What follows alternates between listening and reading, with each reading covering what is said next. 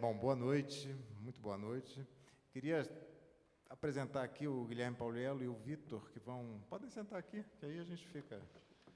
Guilherme Pauliello, professor da Universidade Federal de Ouro Preto, fez residência pós-doutoral aqui no programa, eu vou falar um pouquinho disso.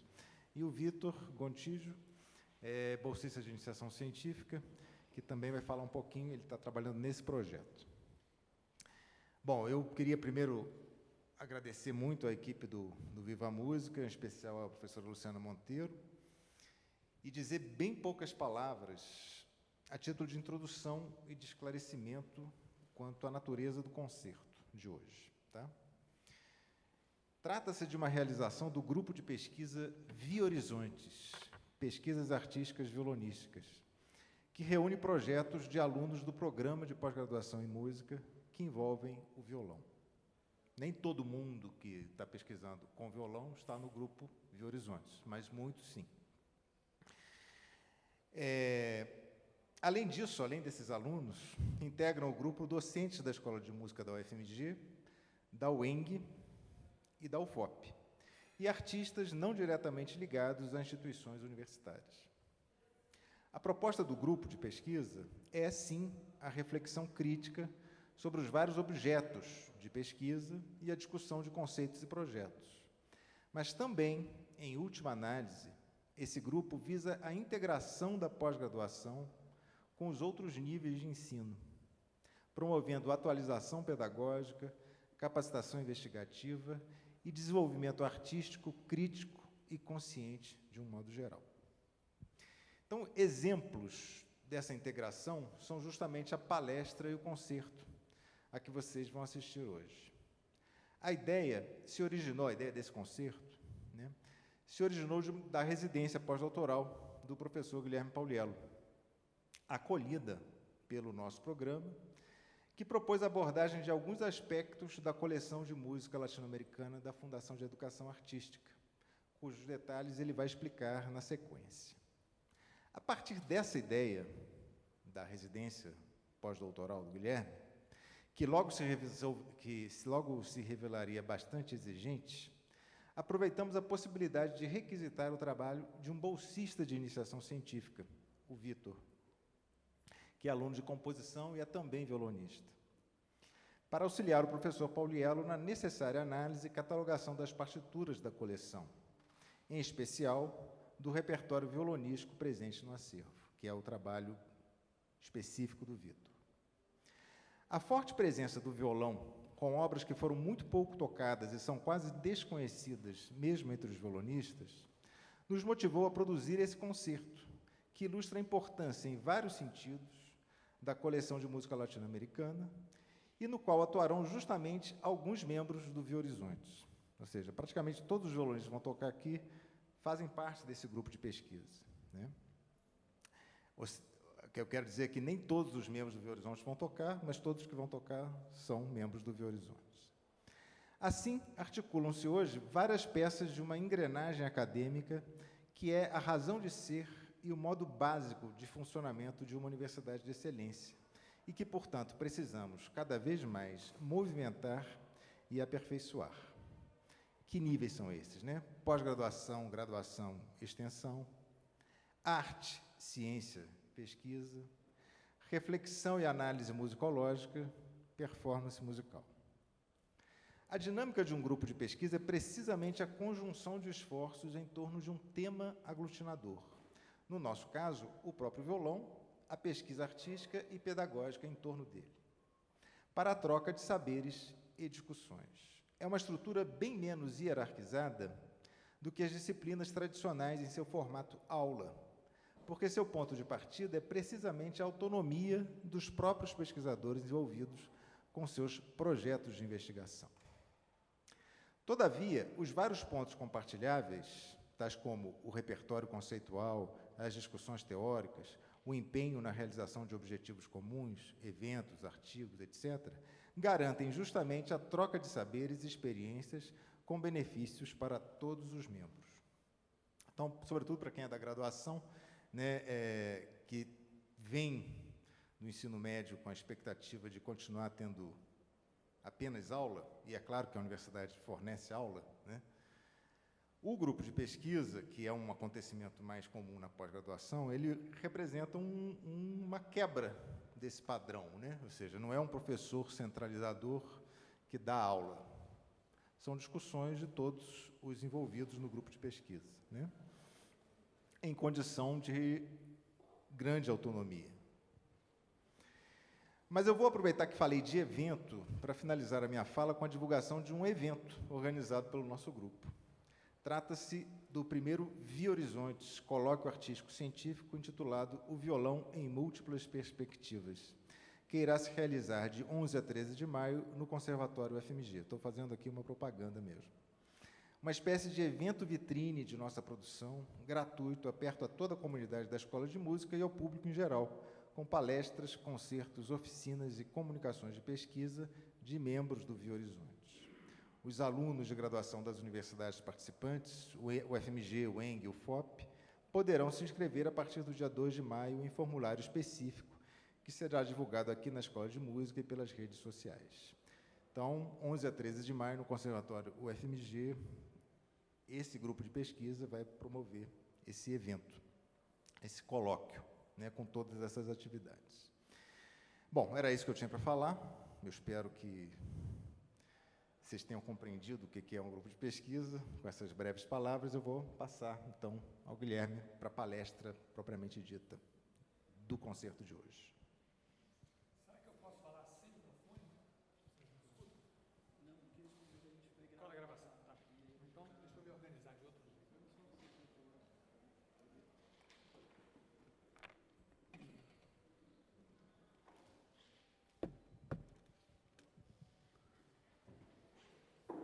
Assim, né? Bom, boa tarde a todos e todas.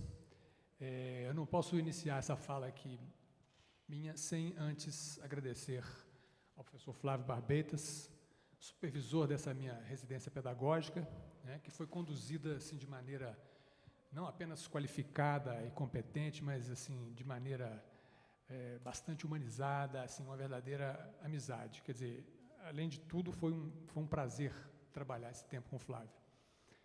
Eu preciso agradecer também aos meus colegas de departamento da UFOP, que concederam a licença de 1 ano para mim, assumindo meus encargos didáticos, e, finalmente, a Fundação de Educação Artística, pelas razões que eu vou expor em seguida.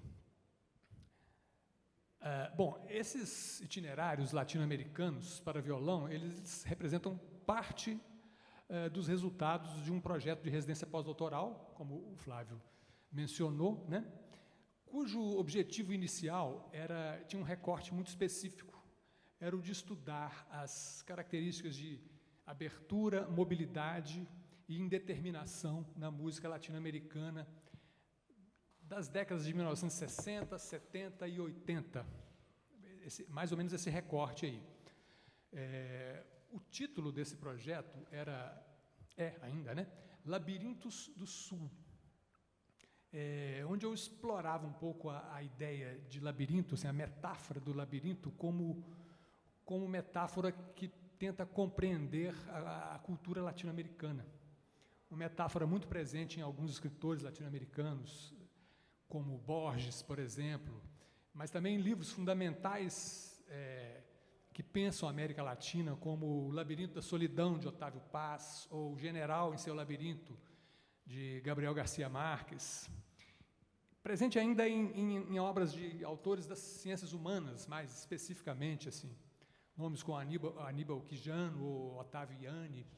Então, é uma metáfora que diz respeito a uma série de problemas, de questões relativas à cultura latino-americana. Pois a ideia de itinerário é um pouco essa também, né? Assim, a de percorrer um caminho com suas bifurcações, onde a gente se perde e onde a gente se encontra também.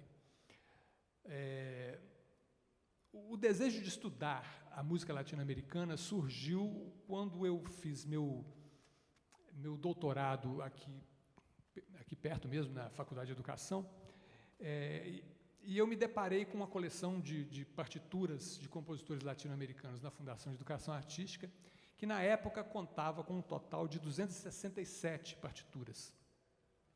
O desejo de estudar essas 267 músicas e conhecê-las melhor permaneceu durante esses anos, até que finalmente eu tive essa oportunidade, né, no contexto aqui da residência pós-doutoral. Mas para compreender um pouco a história dessa coleção, como é que ela se formou, assim, sua lógica de acumulação, de seleção, é preciso que a gente fale rapidamente sobre a Fundação de Educação Artística. Então, eu vou tentar resumir um pouco o que é essa instituição, muito resumidamente, porque é uma história muito longa, né? Trata-se de uma escola livre de música em Belo Horizonte, fundada em 1963, portanto, há 60 anos, e 60 anos de uma atividade ininterrupta. Não é pouca coisa para um contexto tão atribulado como é o do nosso país, né? Ela foi criada por um grupo de professores, de músicos, à época, liderados pela professora, pianista e gestora cultural Berenice Menegali, à frente da instituição ao longo desses anos todos. A Fundação de Educação Artística se caracteriza pela atuação no âmbito educacional, quer dizer, é uma escola de música, forma músicos, né? Forma público, mas também se caracteriza pela questão da produção cultural, né? Sobretudo da música de concerto.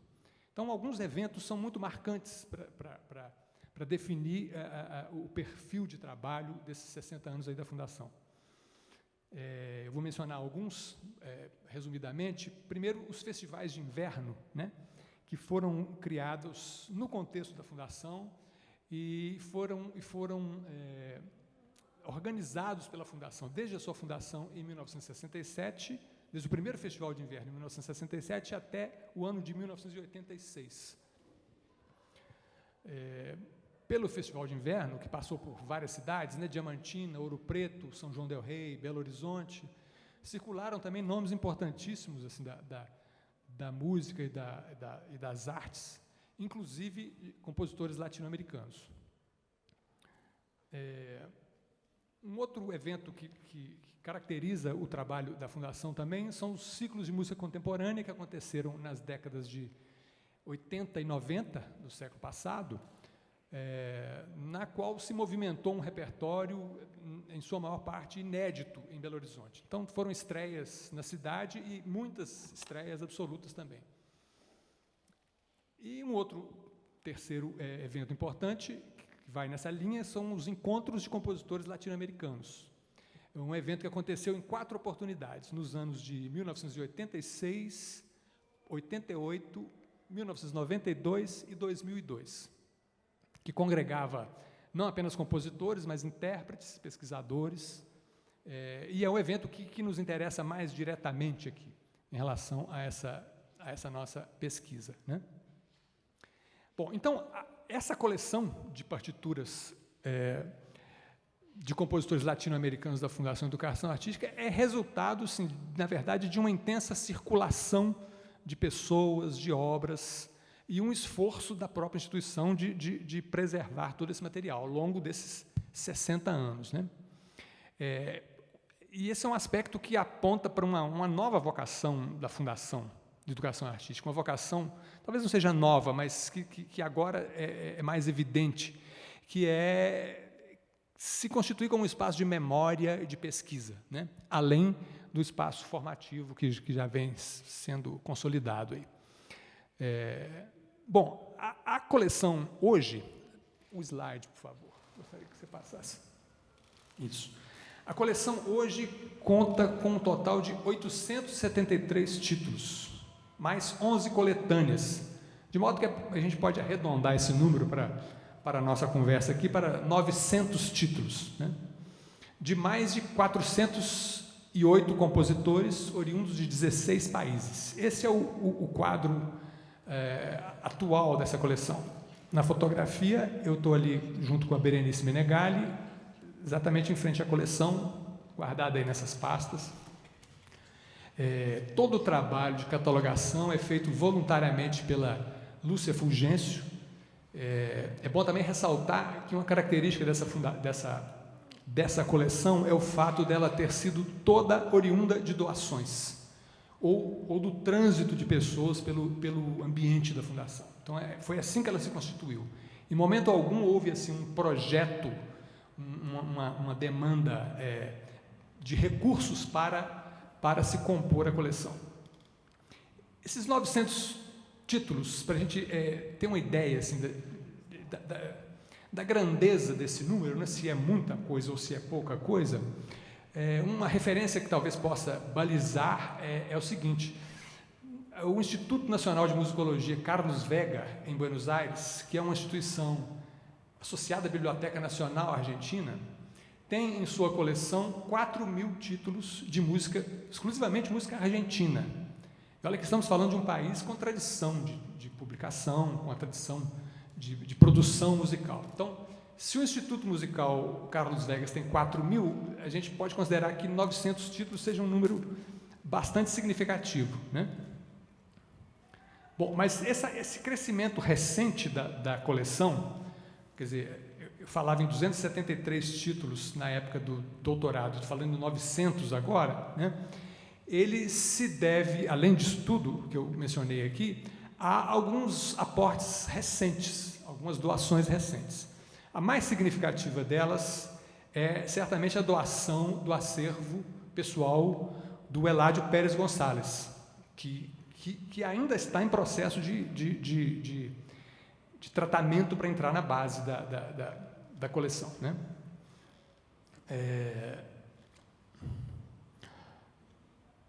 Pois bem, o meu contato com a coleção, a partir da residência pós-doutoral, foi inicialmente o de buscar na coleção o recorte, os problemas de estudo que eu coloquei no projeto, mas aos poucos a gente foi entendendo que o problema era, na verdade, maior, que após uma leitura assim, afetiva da coleção, né, uma passagem de olhos assim, por cada uma das partituras, né, com suas dedicatórias, com suas anotações, né, a gente entendeu que era necessário um trabalho mais profissional de catalogação, né, de organização daquele acervo. Bom, assim nós decidimos, então, fazer iniciar a revisão do catálogo. O catálogo que consta na própria biblioteca da Fundação é muito primário, as categorias são muito básicas, né? Elas apenas servem para recuperar a obra na estante. A nossa intenção era promover um catálogo mais detalhado, quase crítico, né, do conteúdo da coleção. Acontece que o volume é um volume gigantesco para um trabalho dessa natureza, né? Foi então que o Flávio disponibilizou o trabalho do Vitor, que foi uma grande colaboração, né? É claro que nós não conseguimos fazer tudo, né, Vitor, porque, afinal de contas, é muita coisa. Mas nós chegamos a avançar um pouco, então a gente pôde detalhar na coleção, ou pelo menos esboçar um catálogo um pouco mais detalhado de alguns compositores que a gente escolheu assim, de modo afetivo também, né? Então nós trabalhamos o fundo do Rufo Herrera, que também contribuiu muito para o acréscimo da coleção. Ele acabou, durante esse período, doando os manuscritos que ainda estavam na sua casa, de maneira que tem um fundo Rufo Herrera nessa coleção de 53 partituras. É um número significativo para a obra desse compositor, né? Possivelmente não há número assim reunido em outro lugar. E trabalhamos também outros compositores, mais detalhadamente. As obras do Eduardo Bertola e do Dante Grella, argentinos. Depois trabalhamos Mário Alfaro, da Costa Rica, e Mário Lavista, mexicano, né?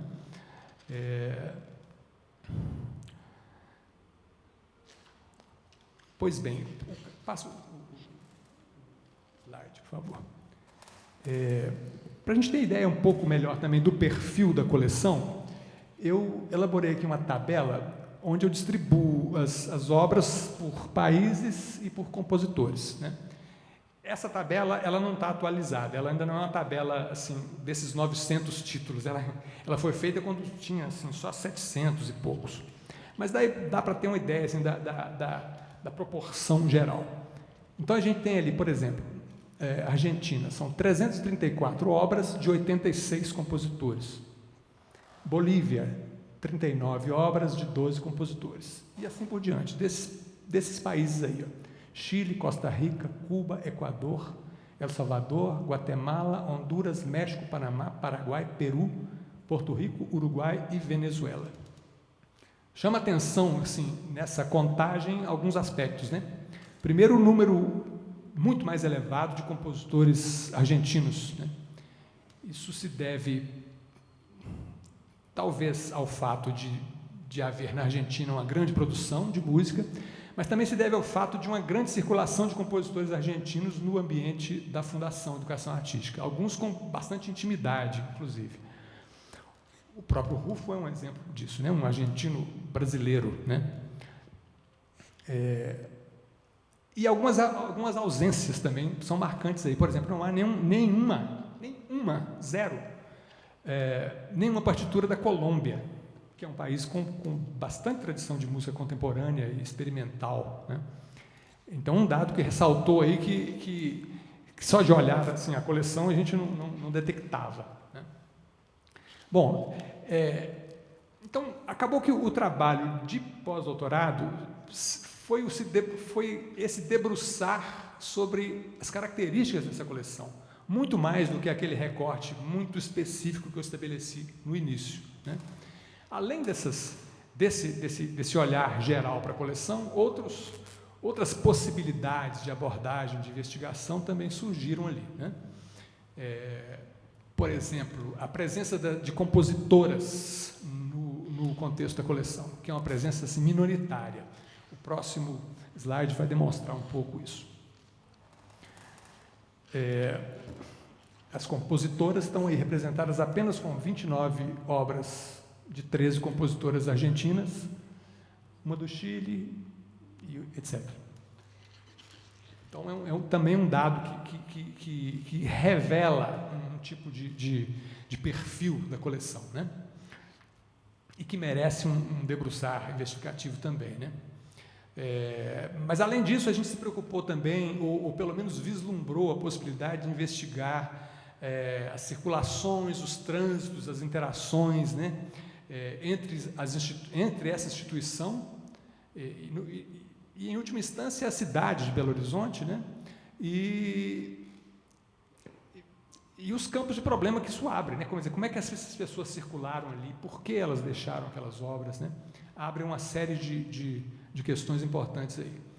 E é claro que o lidar com esse material, manusear esse material, não deixa de suscitar questões que são as questões clássicas relativas ao estudo da música latino-americana, né? Questões de identidade, de criação, de difusão, aspectos que a gente vai precisar desenvolver melhor no momento posterior, né?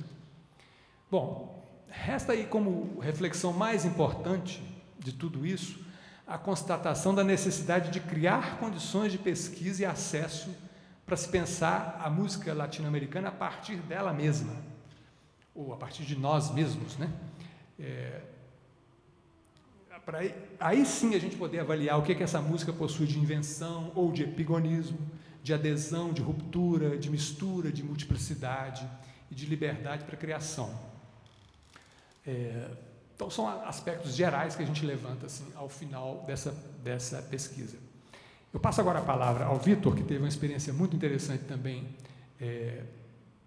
ao trabalhar com a coleção, e depois vou retomar a palavra para fazer um comentário assim, muito rápido sobre cada uma das peças que vão ser executadas aqui e a relação dessas peças exatamente com a coleção. Não sei se você vai ter que passar para cá.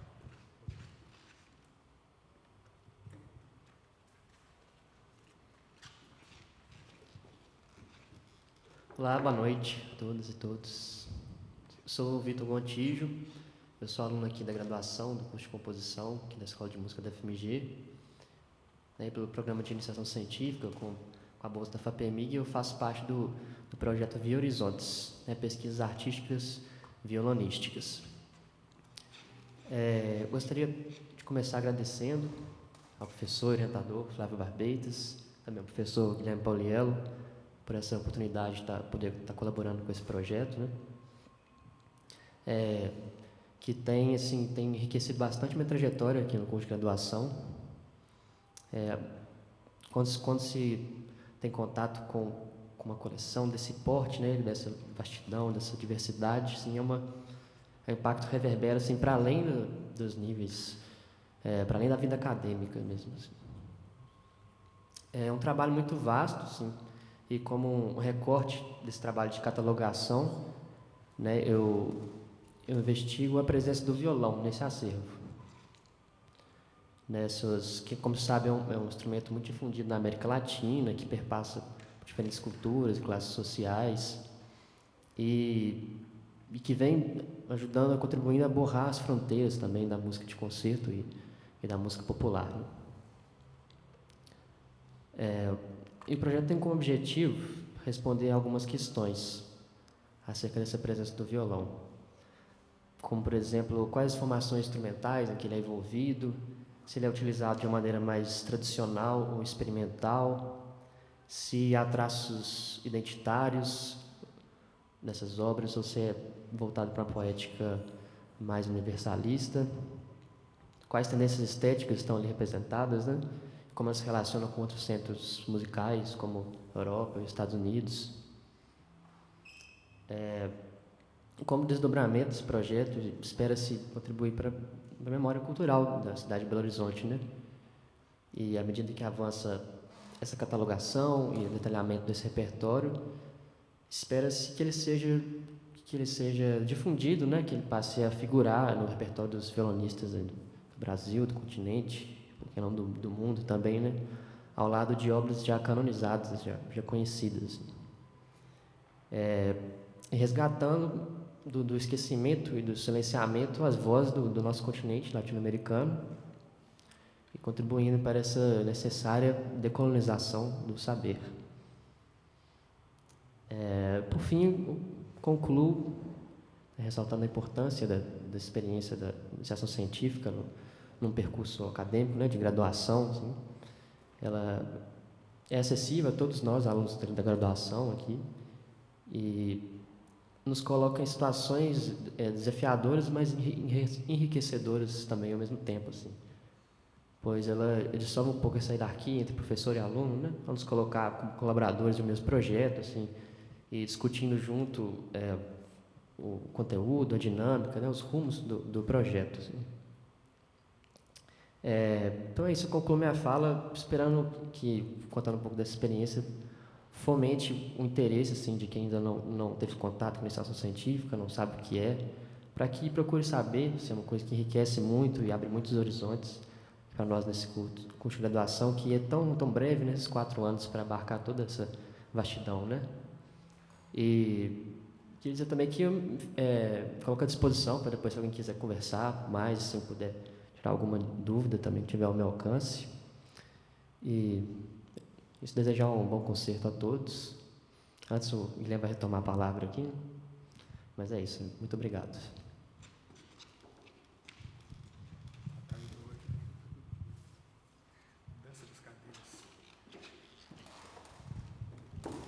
Bom, eu vou fazer um comentário assim, muito rápido a respeito de cada uma das peças, só para localizar inicialmente. O slide, por favor. Bom, a primeira peça desse programa é da compositora Adina Izarra, da Venezuela, uma composição intitulada Desde una ventana con louros, que vai ser executada pela Cláudia Garcia.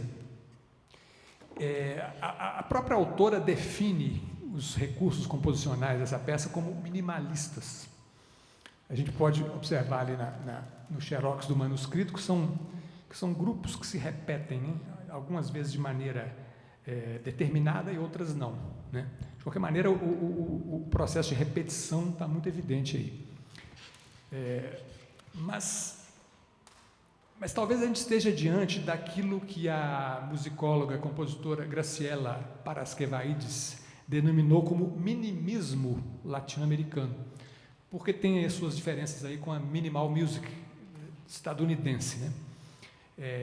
Ao contrário da música minimalista, como a gente está acostumado a...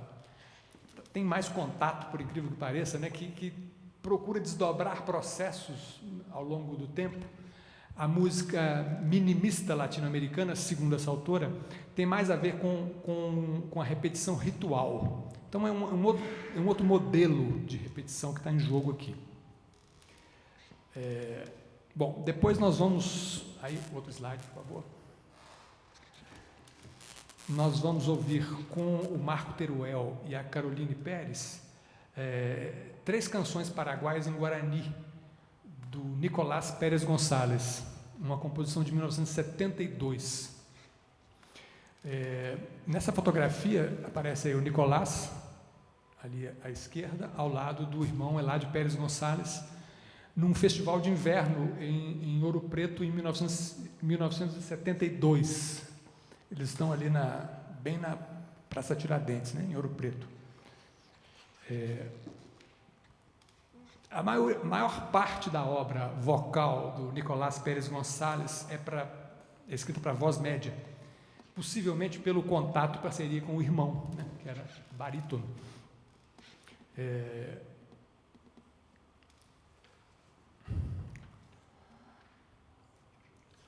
Um musicólogo que define uma série de etapas na composição do Nicolás vai dizer que num período maduro ele consolida aspectos do folclore paraguaio.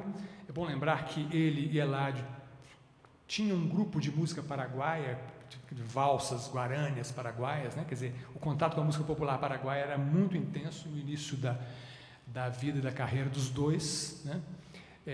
Mas ele mescla esses aspectos da música paraguaia com outros elementos composicionais aí no final, nessa etapa média e final de composição, né? Uma melódica assim, com muitos saltos, um cromatismo assim, que perturba um pouco a tonalidade. É um pouco o que a gente vai ouvir aí nessas 3 canções.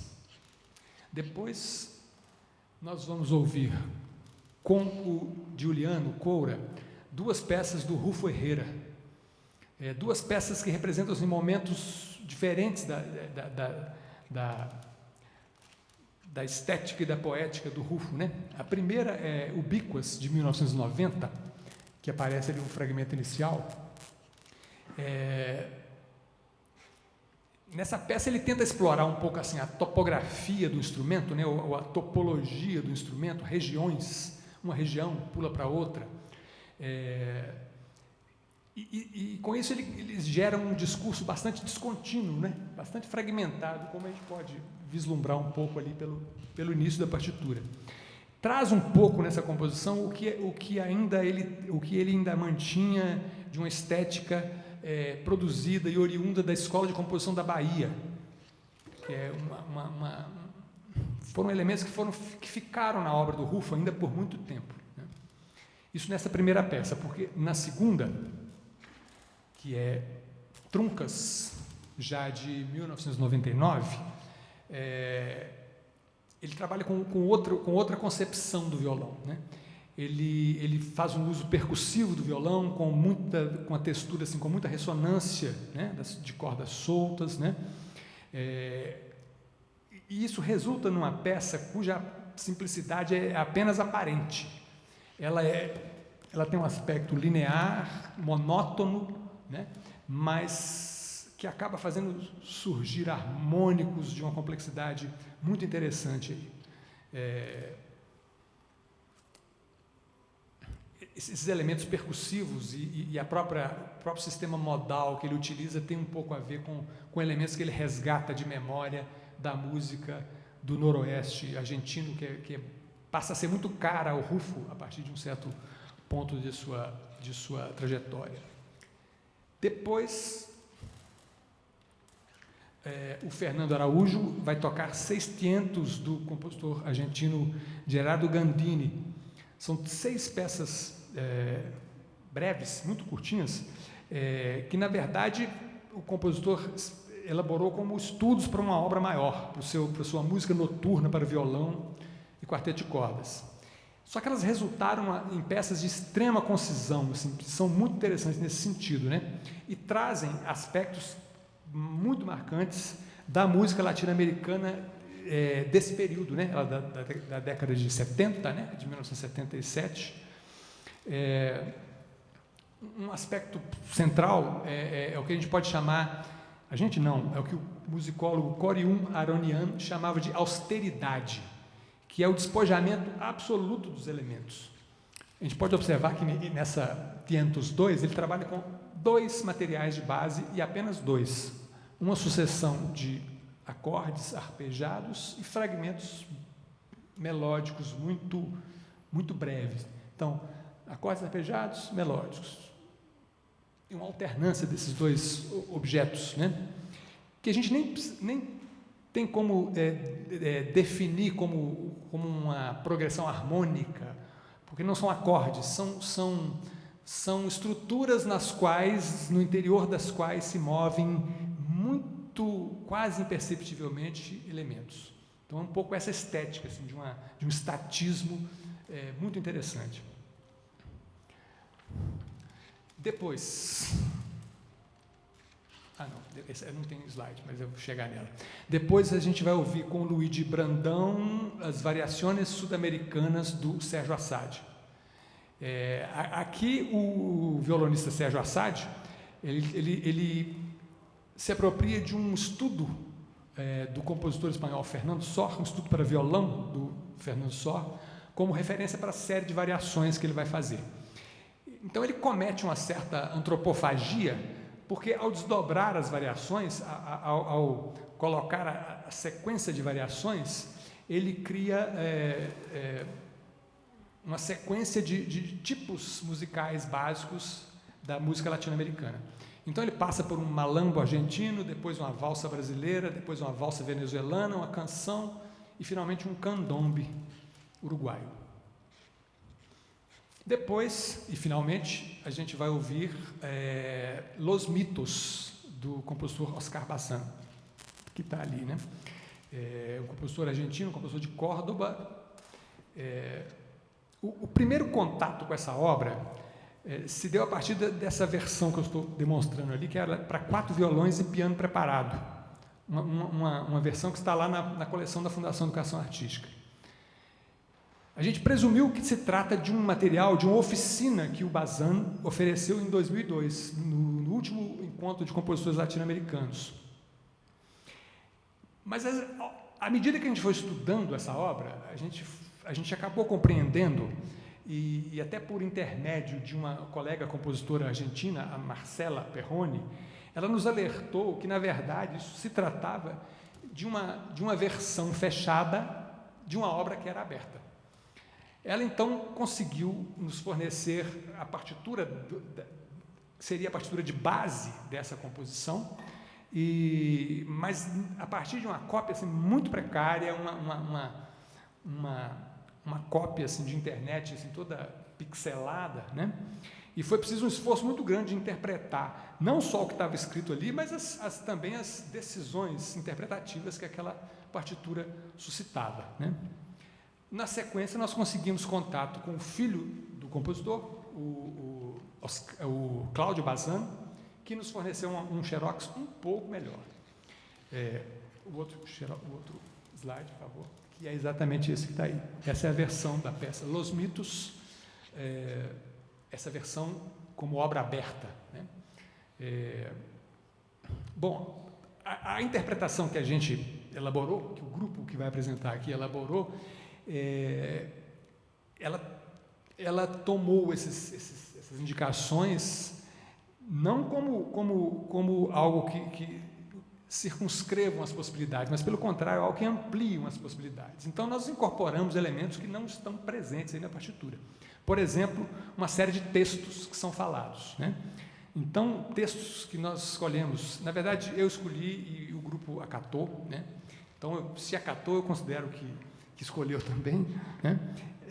Textos oriundos do Popol Vuh e de autores latino-americanos como Arguedas, José Martí, Gabriel Garcia Marques, Darcy Ribeiro e Mário de Andrade. Com isso, a gente tentou realizar uma constelação sonora que sintetiza elementos da música e da cultura latino-americana. O minimismo, a austeridade, o despojamento e a heterogeneidade. O interessante é que, de uma página apenas, se desdobrou